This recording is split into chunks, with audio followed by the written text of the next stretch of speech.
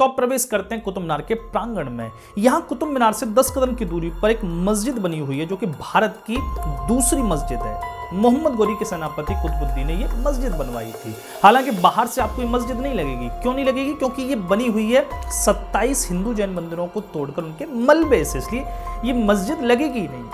अब मैं आपको इस मस्जिद की बाहरी दीवार दिखाने जा रहा हूँ जो कि कुतुब मीनार की ओर है। आप इस बाहरी दीवार को देखो तो इस पर एक आपको प्रतिमा दिखेगी।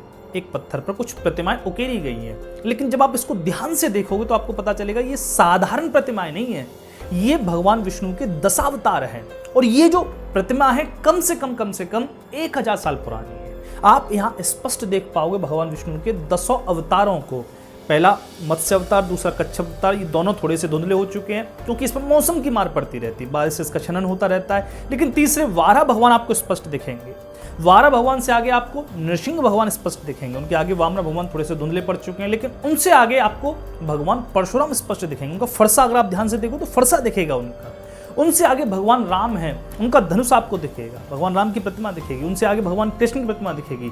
अंतिम 2 प्रतिमाएं भी वहां धुंधली पड़ चुकी है। तो ये बहुत कीमती भगवान विष्णु के दशावतार हैं और ये 1000 साल पुरानी, कम से कम है 1000 साल पुरानी। तो सोचो कितनी कीमती है ये जो प्रतिमा है, कितनी कीमत रखती है। लेकिन ऐसे ही लगी हुई है मस्जिद और इस पर बारिश की, धूप, सब मौसम की मार पड़ रही है। धीरे धीरे करके ये सब भी यहाँ से दिखना बंद हो जाएंगे। लेकिन मुझे ये बड़ा अद्भुत लगा, इसलिए मैंने आपको दिखाया। इससे थोड़ा सा ऊपर जाओगे तो आपको भगवान कृष्ण की बाल लीलाएं भी देखने को मिलेंगी जो कि ऊपर की प्रतिमा में बनी हुई है। हालांकि यहाँ पर अब थोड़ा सा पहचानना मुश्किल हो गया है। तो ये मस्जिद की बाहर की दीवार है, लेकिन गजब तो इस मस्जिद के भीतर हो रखा है। इस मस्जिद के भीतर आपको बड़े ही अद्भुत प्रतिमाएं मिलेंगी, बड़े अद्भुत स्तंभ देखने को प्राप्त होंगे जो कि 1000 साल पहले उन मंदिरों को तोड़कर यहाँ पर लगाए गए हैं। तो अब चलते हैं इस मस्जिद की ओर। सबसे पहले इस मस्जिद के आप गेट को देखिए। बाहर से तो आपको हिंदू मंदिर ही लगेगा, लेकिन ये है कुव्वतुल इस्लामिक मस्जिद। यहाँ पर बाहर देखोगे तो 3 शिलापट्ट लगे हुए हैं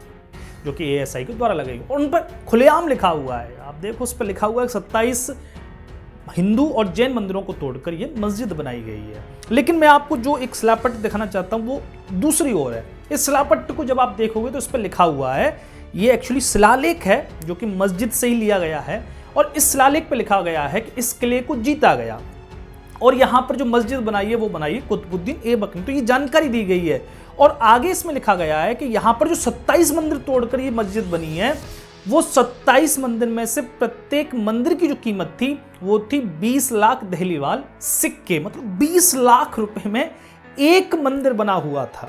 ये जानकारी वहां 800 साल पहले का ये शिलालेख देता है। इसका मतलब क्या हुआ? 27 मंदिर अगर 20 लाख से लगाएं तो कितने के हो गए? 5 करोड़ 40 लाख के। आप इसको ऐसे समझो, ताजमहल की जो कॉस्ट आई थी जब ताजमहल बना था तो इसकी पूरी कॉस्ट आई थी 3 करोड़ 20 लाख और इन मंदिरों की कॉस्ट कितनी थी? 5 करोड़ 40 लाख। लेकिन ताजमहल और इन मंदिरों में कितना अंतर है? करीब 450 साल का। ये तो अंतर तब है जब ये तोड़े गए, लेकिन जब ये बने होंगे, क्योंकि यहाँ पर भगवान विष्णु और माँ लक्ष्मी की जो मूर्ति निकली है वो 1st सेंचुरी की है। तो ताजमहल से करीब 1600 साल पहले तक के यहाँ मंदिर थे। तो इनकी अगर कीमत का अगर मल्टीप्लाई करोगे तो मैं आपको थोड़ा सा समझाता हूँ कि आज 400 रुपए की जो कीमत है वो 100 साल पहले 1 रुपए की कीमत थी। ऐसा हमारे इकोनॉमिक एक्सपर्ट बताते हैं। तो अगर 100 साल में 400 गुना महंगाई बढ़ गई तो अगर इसको मिनिमम भी करके चलें, 400 नहीं, 100 नहीं, अगर 10 गुना करके चलें कि अगर जब ये मंदिर थे और जब ताजमहल बना तो 10 गुना महंगाई बढ़ गई तो इनकी कीमत कितनी रही होगी? तो मैं अगर इंटू 10 कर दूं तो ये करीब 54 करोड़ के मंदिर थे। इनमें 54 करोड़ की संपदा थी और 54 करोड़ में करीब आपके 17-18 ताजमहल बन जाएंगे। तो आप समझ सकते हो कितनी संपदा लूटी इस भारत से इन विदेशी आक्रांताओं ने।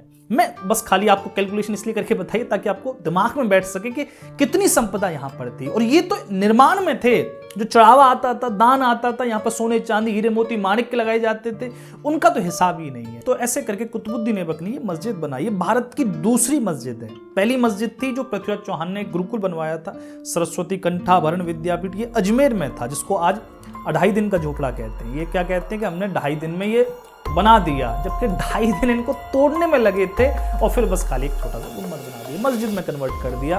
2.5 दिन के झोपड़ा मतलब गुरुकुल को।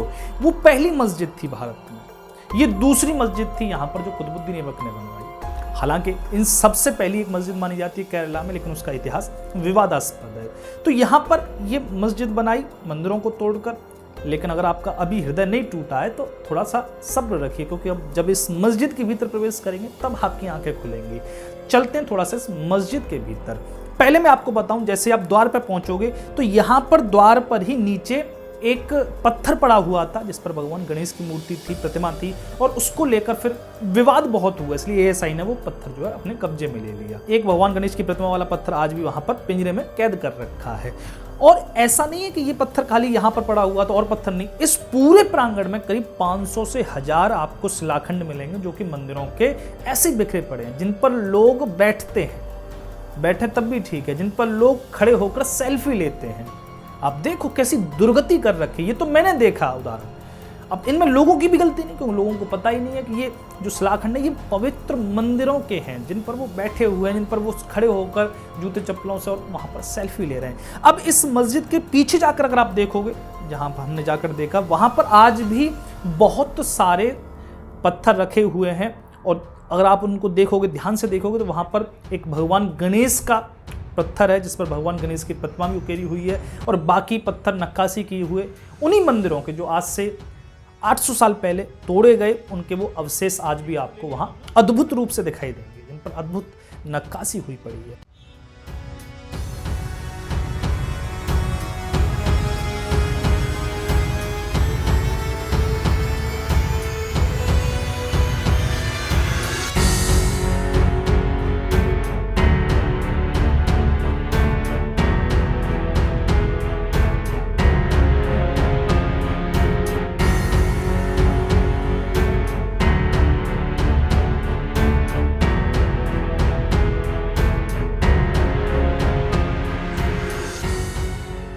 तो अब इस मस्जिद के भीतर चलते हैं। भीतर चलते ही सबसे पहले एक चौखट पड़ती है। अगर इस चौखट को आप ध्यान से देखोगे तो वहां पर कोई एक देव प्रतिमा थी, इन्होंने वहां छेनी हथौड़े से उसको पूरा ही विकृत कर दिया, इसको आप पहचान भी नहीं पा रहे।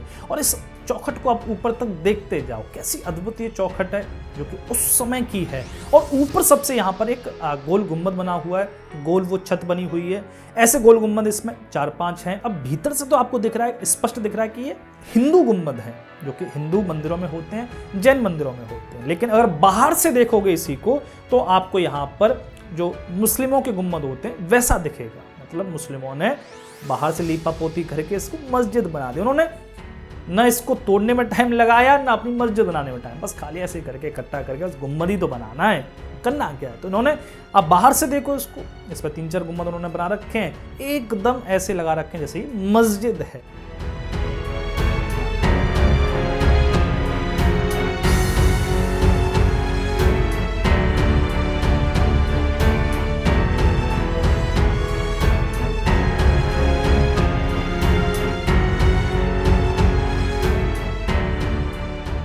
अब इन प्राचीन पत्थरों से बनी हुई इस बीम को देखो, इनके इस पिलर को देखो, और जब इससे नीचे उतरते आप आओगे तो यहाँ पर बड़ी ही एक रोचक आपको आकृति दिखाई देगी। जो ये आकृति है, ये आकृति को कीर्तिमुख कहा जाता है। मैंने भी पहली बार देखी, मैंने जब इसके बारे में रिसर्च करी तो पता चला कि कीर्तिमुख हमारे पौराणिक मंदिरों में बड़ा ही महत्व रखती थी। कीर्तिमुख क्या है? भगवान महादेव ने, ये पौराणिक कथा है, भगवान महादेव ने राहु को मारने के लिए अपने क्रोध से एक जीव उत्पन्न किया, लेकिन राहु ने यहाँ पर पैर पकड़ लिए महादेव के, महाराज आप महान हो, आप हमें क्षमा कर दो। तब महादेव ने जो जीव पैदा किया था वो भूखा था, तो महादेव बोले तू अपने आप को खा ले। तो वो जो जीव था वो अपने आप को खाने लगा। महादेव ने देखा ये तो अपने आप को खाई जा रहा है, तो केवल हाथ बचे थे और केवल मुंह बचा था। महादेव ने उसको रोक दिया और उसको वरदान दिया कि अब से तुम कीर्तिमुख कहे जाओगे, और मंदिरों में विशेष तौर पर सबसे पहले तुम्हारा स्थान होगा, सबसे पहले तुम्हें स्थापित किया जाएगा। तो इस पूरे प्रांगण में, जो कि ये कोतुल इस्लामिक मस्जिद है, इसमें देखोगे यहाँ के जो पिलर हैं, जो कि हिंदू पिलर हैं, उन सब पर आपको कीर्तिमुख यत्र तत्र दिखाई दे जाएगा।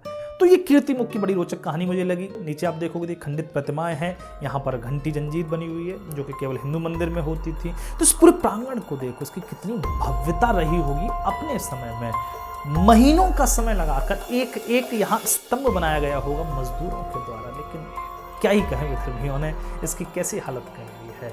इस एक पिलर को देखो, इसको ऊपर सबसे आपको हाथी की प्रतिमा दिखेगी, बगल में घंटियां लटकी हुई हैं और नीचे यहाँ पर देवांगनाओं की विकृत प्रतिमाएं हैं। ये देवांगनाएं भी आपको पूरे इस प्रांगण में यत्र तत्र स्तंभों पर उकेरी हुई दिख जाएंगी। आगे एक और पिलर है जिस पर 2 मानव आकृतियां एक सर्कल बना रही हैं। हालांकि इसको भी छैनी हथौड़े से इसके विकृत कर दिया गया है, लेकिन ये यहाँ की कलाकृति है। इससे ऊपर जाओगे तो आपको यहाँ वाद्य यंत्रों के साथ कुछ एक यहाँ देवांगनाएं मिलेंगी और नृत्य करते हुए भी शायद भगवान नटराज की यहाँ ये प्रतिमा है, विकृत कर दी गई है, इसकी पहचान में कम आ रही है। लेकिन आप इसकी खूबसूरती को देखो और जिस भाव से ये बनाई गई हैं उस भाव को थोड़ा सा अनुभव करने की कोशिश करो कि कैसी श्रद्धा रही होगी जब ये बनाई गई हो। आगे जो आप ये स्तंभ देख रहे हैं इसमें एक खाली आला दिख रहा है। इस खाली आले में भी भगवान की प्रतिमा थी जो यहाँ पर उन्होंने तोड़ दी। ये पूरा ही मुझे जैन मंदिर का एक स्ट्रक्चर दिख रहा है। इसमें भगवान जो भी जैनों के तीर्थंकर हैं वही यहाँ पर विराज रहे होंगे। आसपास यहाँ देव अप्सराएं बनी हुई हैं।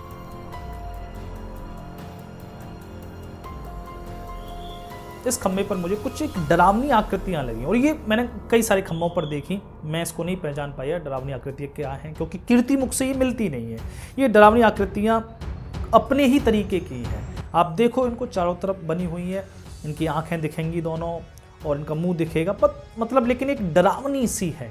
तो कुछ भी इनका महत्व रहा होगा, आपको अगर पता है तो आप जरूर कमेंट करें। इस खम्भे पर सबसे ऊपर में आपको मानव आकृतियां दिखेंगी जिनका चेहरा बिल्कुल ही घिस दिया गया है और इस पूरे ही प्रांगण में मतलब खम्भे के सबसे ऊपर मानव आकृतियां बनाना एक तरीके से उस समय का ये आम बात थी। इन्होंने बहुत सारे पत्थरों को घिसा भी है। मैं आपको बताऊं, जब आप इस पूरे प्रांगण को ढंग से देखोगे, बारीकी से देखोगे, तब आपको पता चलेगा इन्होंने पूरा ही घिस दिया है, मतलब मूर्ति को बिल्कुल ही नहीं छोड़ा। और कहीं कहीं आपको प्रतिमाएं भी विकृत होकर दिखेंगी, जैसे आपको ये प्रतिमा दिख रही है, कितनी सुंदर प्रतिमा है, लेकिन इसको विकृत कर दिया है। इसके जस्ट पीछे भी आप देखोगे तो एक प्रतिमा फिर आपको दिखेगी जो कि झांक रही पीछे से, वो भी प्रतिमा है और कैसे इसको भी विकृत कर रखा है।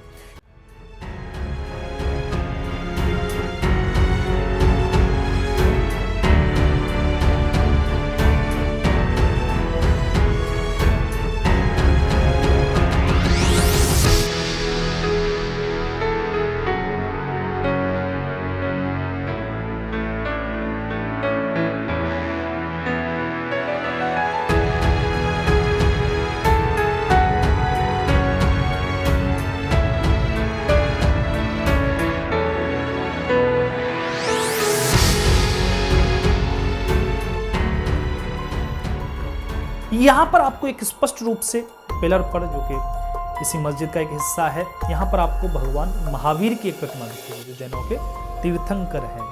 तो ये प्रतिमा तो स्पष्ट दिख रही है, पीछे भी है और आगे भी है। ऐसे करके इस पूरे प्रांगण में हजारों सबूत हैं कि ये हिंदू मंदिर जैन मंदिरों को तोड़कर बनाया गया। तो यहाँ पर तो उन्होंने लिख भी रखा है, सबूत न भी हो तो कोई दिक्कत नहीं, उन्होंने तो लिख रखा है कि 27 मंदिरों को तोड़कर ये मस्जिद बनाई गई है।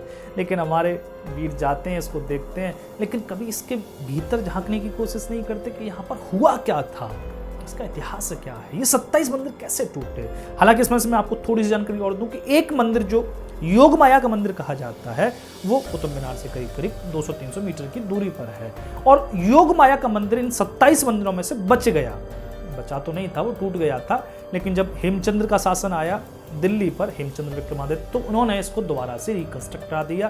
तो 27 मंदिरों में से अगर एक मंदिर का अगर आपको दर्शन करना है तो वो है योग माया का मंदिर। कभी जाओ योग माया के मंदिर, वही मंदिर बचा था, वो पांडवों ने बनाया था महाभारत युद्ध के बाद। तो इस दिल्ली का इतिहास, इंद्रप्रस्थ का इतिहास 5000 साल पुराना, 5500 साल पुराना। यहाँ जो मंदिर बने थे वो 5-5 साल पुराने थे। तो इस मंदिर की भव्यता को, इस मंदिर के इतिहास को थोड़ा सा अनुभव करने की कोशिश करो।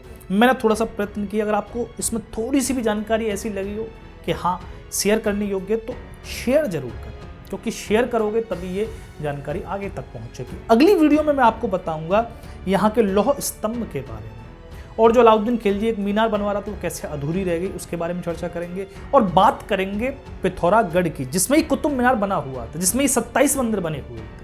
पिथौरागढ़ मतलब पृथ्वीराज चौहान का गढ़, अनंगपाल तोमर का गढ़, और कैसे ये दिल्ली की स्थापना हुई थी। तो वो सारी चर्चा करेंगे हम अगली वीडियो में। अगली वीडियो जरूर देखें। यहां तक आपने इस वीडियो को देखा, इसके लिए हृदय से धन्यवाद। जय श्री राम, हर हर महादेव।